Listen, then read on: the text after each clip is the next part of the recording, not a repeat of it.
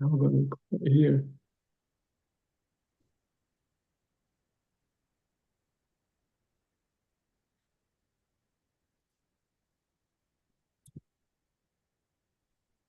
All right, y'all. This is the podcast here, the Coins Cash Flow and Conversations podcast. So I am your host, Dakota Grady, and this is my first time doing a live through Zoom on YouTube. So hey, it might be an operator error, but it's a learning experience. I'm going with it anyway. So today I have a guest. This podcast is also sponsored by Upstate Essential Solutions. If you need help with accounting and taxes for your business, if you're a nurse practitioner, entrepreneur, med spa owner, or esthetician, and you need bookkeeping done for your taxes because you can't do taxes without bookkeeping, contact me today at dakotagrady.com. And if you need help with your personal finances, I'm your guy too. If you need resources such as the book, get your copy of the book called Broke. That's right, y'all. Online at my website at dakotagrady.com. So without further ado, I have a guest, Miss Gwen Jimmere. I hope I'm saying her last name right. So I hope I didn't butcher her last name, but Jimmere. And I want to talk to her about her business, Naturalicious. I met her through a program that I'm a part of, and I want to just have her on the show to share her story, talk about entrepreneurship. So Gwen, welcome to the podcast. Thank you. And yes, you said my last name correctly, so shout out to you. So Gwen, thank you for your time. Tell everybody about who you are and what you do. I do a lot of stuff. So my name is Gwen Jimmere. I am primarily known for being the founder and CEO of Naturalicious. We are an award-winning hair care company found in over 2,500 retail stores, including Sally Beauty, Whole Foods, Ulta, and a lot of different mom and pop individually owned stores. I've been running that business for 11 years now. Actually, it'll be 11 years next month. So I'm kind of putting the cart before the horse a little bit, but 11 years.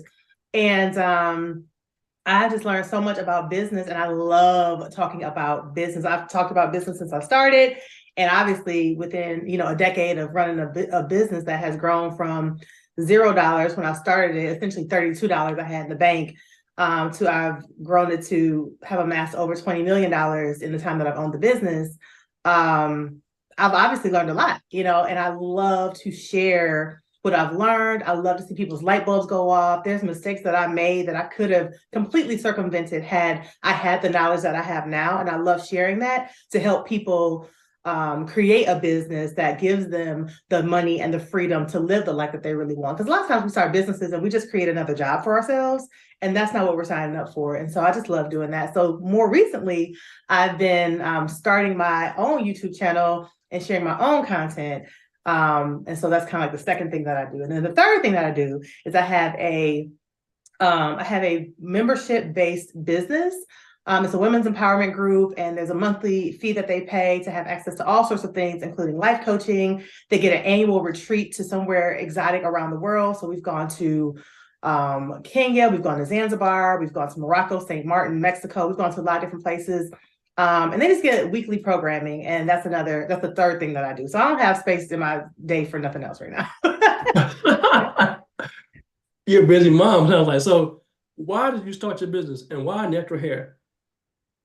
Well, for me, I love innovation. Like, I do not like to be one of many. I love doing things that are different, finding different ways to solve different problems. At the end of the day, everything that I do is to solve problems, right? So from the hair company to the women's empowerment group, to even me sharing my own content now, is to solve a problem somebody has. And so when I started my hair care company, this was in the days where you couldn't just go to any store and find a hair product. Like, that's commonplace now. But for Black hair, it was like few and far between. You literally had to go to like the owner of Carol's daughter's house and like knock on her door and hope she'll sell you something, And so that was only like 13 years ago when that was happening, which sounds like it was so far away, but it wasn't. And at the time, I had started to go natural because I was pregnant with my son. And I was just finding that I was taking forever to do my hair, and I was no longer interested in putting chemical relaxers on my hair. And so it was like, why doesn't there exist a product or a product line that cuts the time down? Because, Black women, we're known for spending 3, 4, 5, all day long, 3, 4, 5 hours on our hair. And I was like, I don't got that kind of time. Like, I need my hair to look good in a fraction of that time. And so that's what I set out to create. And it was never designed to be a business. It was always supposed to be just something I made for myself while I was pregnant. I honestly didn't even expect to stay natural until I didn't expect to stay natural after I was pregnant. I thought I was just going to do it for the 9 months I was pregnant. But I ended up loving my hair for the first time in my life. I ended up being able to go from spending 4 hours on my hair to only 30 minutes and have better results in the 30 minutes. And that's how the company got started. So it was never really designed to be a business. I'm probably the least likely hair care entrepreneur because I hated my hair my whole life. And here I am now, like teaching people how to love their hair and how to grow it and how to, make it look like how they want to. So when they look in the mirror, they can see something that they love every day. Wow. So you started from basically a need, you saw you filled that gap, right? Yep. Talk about that in terms of for Black women. I mean, like Black women are one of the fastest growing entrepreneurs in America. Do you Yeah. feel like you fit into that, like that mold? Well, I'm saying that you're in that where you started a business because you had a need, or you just feel like I want to be different. I want to start my startup business having a different view. Been in business almost 11 years now. Has the view changed in terms of entrepreneurship? Yeah, I mean, when I started it, well, first of all, I always knew that I was going to be a business owner. I just didn't know how. Originally, I had planned to open a nightclub, and it was going to be an all-female staff. I had found the building. I don't know where I was going to get this money from. It was $1 million building. I certainly didn't have $1 million or anywhere near $1 million. I didn't even have $100,000. I didn't even have $10,000. So I don't know where I was going to get $1 million from. But it was $1 million building. I was going to have an all-female staff. It was going to be a female manager, female wait staff, female DJ. It was going to be everything. It was going to be amazing. And I had this whole vision. I went to the building. I'm talking to the guy that owns the building. And he's probably like, I was like 22. He's like, where's this girl getting this money from? And so, but that was always my vision, was to be an entrepreneur in some sort of way. Because for me, working for other people is so stifling. I am at my core, I'm a creative. And it's so like I would literally go to work feeling like the life was being sucked out of me, even though I actually liked my job and my career. I mean, I went to college, I got my master's degree, I did all the things you're supposed to do, and I would feel so like, oh, like it was like, how you gonna tell me I'm only allowed to be sick 6 days out of the year, or you're not gonna pay me after that? Like, who are you? To tell me that I can only take 2 weeks of vacation. What if I want to take 4 weeks? And so for me, the freedom that comes with being able to run your own business was something that I always knew that I was going to do, just didn't know how it was going to manifest. When the hair care thing came around, again, it was just something I was doing for me. But I started to notice that like all my friends and my family were like, girl, what are you using on your hair? It's looking so good. And I was like, oh, I make this little stuff over here in my kitchen, and I would give it away. And then next thing I knew, their friends and their coworkers started asking them what they were using. And they're like, oh, my sister, my cousin, my friend, she makes this stuff. And now I'm getting phone calls from people I don't know asking, can they buy the stuff that I make? And I'm like, okay, I think I have a little bit of a company here, and so it kind of organically grew like that. But I think at the core of it, I always knew that entrepreneurship was going to be my path. I just didn't know when or how. And then it ended up manifesting in a completely different way. And that hair care company actually parlayed itself into the women's empowerment group. So the majority of customers that are in that group are customers of the hair care company, but they are two totally different things. They have nothing to do with each other. We don't even talk about hair in the women's empowerment group. We talk about personal development. We talk about travel. We have cooking classes, all sorts of things. Like it's really like an empowerment / community group. And so, but that group got born out of the hair care company. And so now that I'm sharing my own content and talking about business, obviously I'm able to talk about it because I've owned 2 successful businesses. I've also owned a business that actually failed. So I owned a business that was open for less than a year. I spent a whole lot of money because I had the money to fund it at that time, and it didn't work. But for me, Dakota, what is really interesting about that business that failed is that the first 2 businesses were born out of a need that I saw in the marketplace. And I had decided that, okay, I was going to fulfill that need, right? When I started the 3rd business, it was just like, it only made sense. It was more of a money play. It was like, hey, this makes sense to, it was a big, like, state-of-the-art salon, right? It was a salon, a spa, it was like 4,500 square feet. It had all the bells and whistles, right? That was born out of a desire to just build wealth, right? It wasn't like there's a need for salons. There was a need for a salon like mine, but not like there was a need for women who were looking to dramatically change their hair, dramatically look at themselves in the mirror and see something totally different, or women who were filling a void that they didn't have, like, friends that they could connect with, which is where the women's empowerment group came up.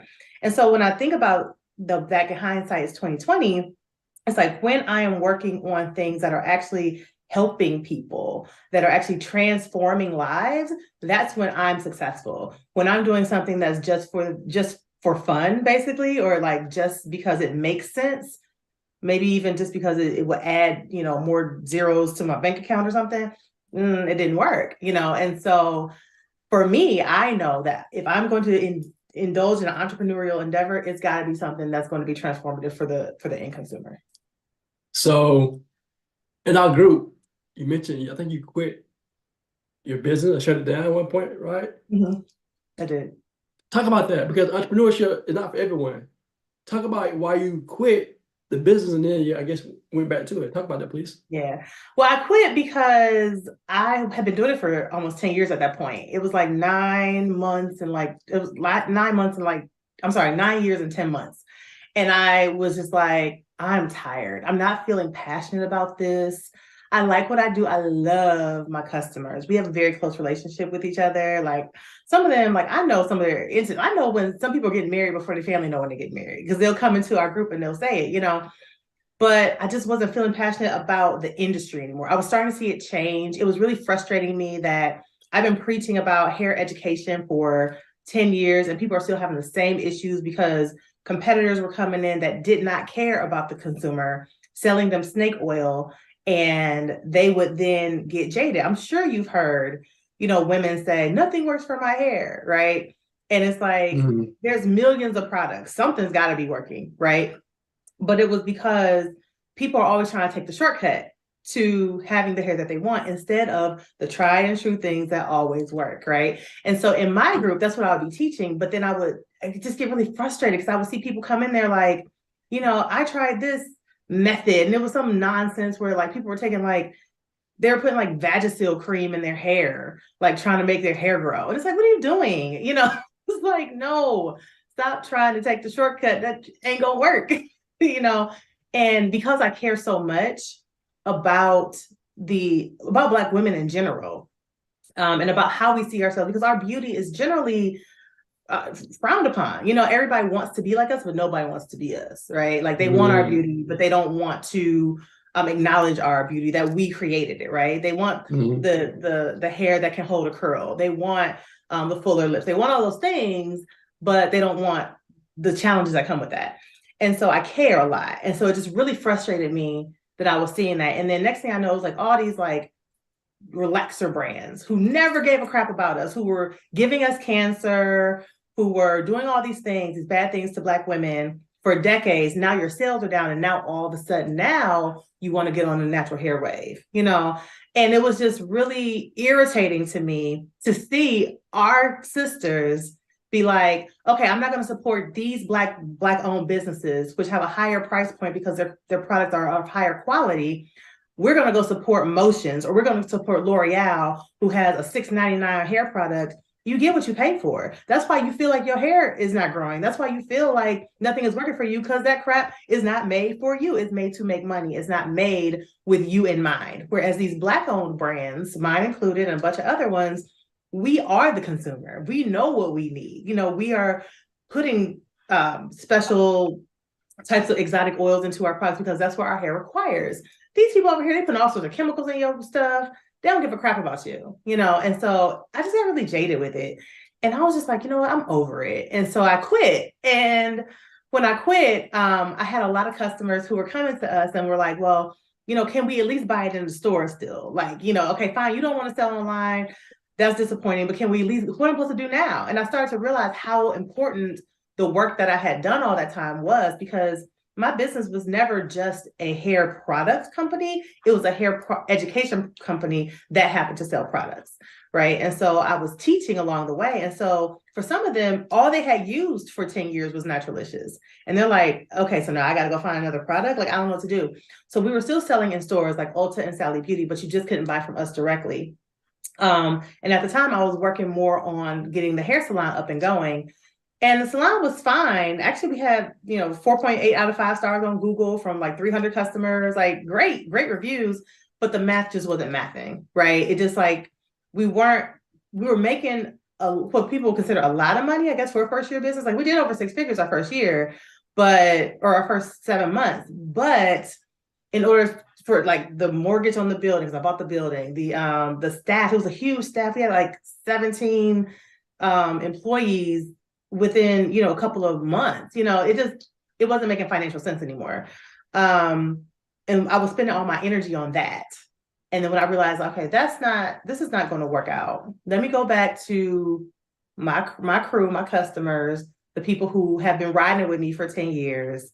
Let's close this thing. Let's shut this down. Let's not be emotionally attached to a business, right?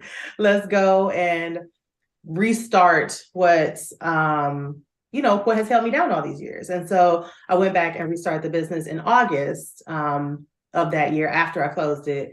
And it was like, we never quit. So they were with us from open arms, like, we've been waiting for you to come back, so that was great. And that is the power of building a community that is emotionally connected as opposed to just a transactional business. Man, that's it. I gotta bring you back because you touched about something about the other companies. They put stuff that's not healthy for our people and their products. Yeah. I got a pet peeve about the hair industry. Even though I'm a dude, I got a pet peeve. I want to talk about the next. If I can bring you back, hopefully I can bring you back for another segment. But real quick, can you give us something that the audience can chew on, that they can apply? Because we're talking about entrepreneurship.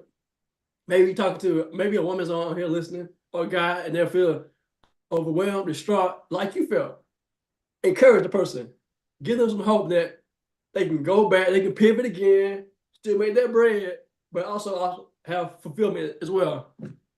Yeah. So I would just use my own experience as an example. I would say, for me and for most people, like, if your heart's not in it, like, you're just not going to do it well. For me, if my name's on it, it's got to be done with excellence. We're not half behind in nothing, right? If it's going to have Gwen's name on top of it, you're going to know before you even buy it or see it that it's going to be quality, right? And so your customers, potential customers, should know that about you as well. I heard Myron Golden, who I love, say this once. He was saying, you want to be the person who has secured the sale before it's even available, right? So think about this. For example, like Denzel. If Denzel's in a movie, a lot of people will just go see the movie. They don't even know what the movie's about. There's no Denzel's in it. It must be good, right? Or, if you're a Beyonce or Usher. Usher's a great example right now, right? In the era he's in right now. Right now, if Usher's name is on it, people are in droves, right? They're like, I'm going to Vegas to see Usher. I'm going to Super Bowl just to see Usher. I'm doing it because everybody, before the sale even happens, people know that Usher's album is coming out the day of the Super Bowl. And people are like, I got my dollars ready. They ain't heard Nan's song, right? They don't know what it's going to be. It could be a complete trash album for all they know, but he secured the sale before the sale has even been available. So you want to be that person, right? Same thing with Oprah. If Oprah says a book is great, it's going to sell out. Same thing, right? You want to be that person. And so again, that's because they have built a brand around quality, right? And so for me, I have to, in order to operate at that level, I have to be passionate about it. I can't just do something I'm kind of like, this would be nice. I know some people can. I'm not that way. I think most people are like me, right? There's very few of us who can operate at a really high level when your heart's not in it. And so the thing I would tell people, if you are feeling like the frustration, go and find the part of the business that gave you the most joy, that brought you the most fulfillment? For me, it's when I can see that I'm helping people, when I can see those light bulbs go off and they're like, oh, I never thought to do it that way. Like, oh, I could save money by doing this. Oh, I could save time by doing that. Like, that's what gets me excited. To have people in my inbox saying, I've been using this product for 3 months and my edges were like all messed up and now I can see them growing back and, my confidence is back up. Girl, thank you so much. Like, that is what gets me excited. Not the fact that they bought the product. It just so happens that the product that they bought from me translated into these results for them, right? And so that's what gets me excited. So find that part of the business that gets you excited. Really, whatever your unfair advantage is or your secret sauce is. For me, with the hair business, I'm really, really, really good at explaining what most people would consider complicated hair topics and using analogies to really bring it all together and make them understand, like, this is why you shouldn't be doing this. Because most people will just say, oh, you need to deep condition your hair every day. But they don't know why, not every day, every time you wash your hair. But most people don't know why, right? They just know that you're supposed to do it. But we don't know why we're doing it. So it's like, maybe I do it, maybe I don't. Hey, you should be doing hollow treatments every so many months. You need to do, whatever. They just know this is what people talk about, but they don't understand why. There's no blueprint for them. And so when I would create that and they would follow it every time, like, people are having amazing results. So I've proven this over and over and over. When it comes to what I'm doing now, which is sharing my content, sharing my business expertise and things like that, it's like, hey, I made this amount of money in 20 years, in 10 years. I could have done that in 3 had I known what I know now. Let's get you to do that in 3. Like, I want to see you win. Because for me, there's no shortage of abundance in this world. Like, there's enough for me, there's enough for you, there's enough for everybody watching, there's enough for everybody on the earth. But most of us are so rooted in lack and a poverty mindset, and we don't even realize it, that we talk about the things that we don't have. We talk about the things that we don't want. I hear people all the time say, oh, I can't do that right now because I'm broke. You would never hear me say I'm broke. Even if I ain't got the money. You would, because broke is a mindset, right? My situation might be temporary. My financial situation, if the thing's not right, it's probably temporary, but I ain't broke, period. And so seeing people like get out of that mindset and me being able to help shift them where their mindset and is like affecting their money now. And it was because of something they watched from me. Like, oh my gosh, like, that's so fulfilling for me. So yeah, for anybody watching who has lost the excitement, I would say find the thing that really gets you happy and brings you joy and brings you fulfillment, and then just dive into that. Because if you are solving that problem, the money is going to naturally come. Gwen, thank you for your time. How can people find out about you online, social media, and your website? Yeah, so you can follow me on YouTube by going to just type it in your search box, Gwen Jimmere. And that's Jimmere. It's my last name. So Gwen Jimmere on YouTube. The name of the show is The Get Money Show with Gwen Jimmere. So I call all my tribe members the money getters. So if you want to be a money getter too, then come on and get money with us. You can also follow me on Instagram, which is The Gwen Show. So everywhere else, I'm The Gwen Show. So Instagram, TikTok, and Facebook, you can follow me at The Gwen Show. And then I actually have a free 56-page 2024 small business survival guide that I wrote for small businesses to help them find money in their business, to save money in their business so they can actually have the money and the freedom to live the life that they want. And you can get that by going to gwenjimmere.com/bizguide. Awesome. Well, this is the Coins Cash Flow and Conversations podcast. I am your host, Dakota Grady, sponsored by Upstate Essential Solutions. Contact me today at dakotagrady.com. Hey, y'all. Thanks for joining us. Thanks for your time, Gwen. Absolutely. Thanks for having me. You're welcome.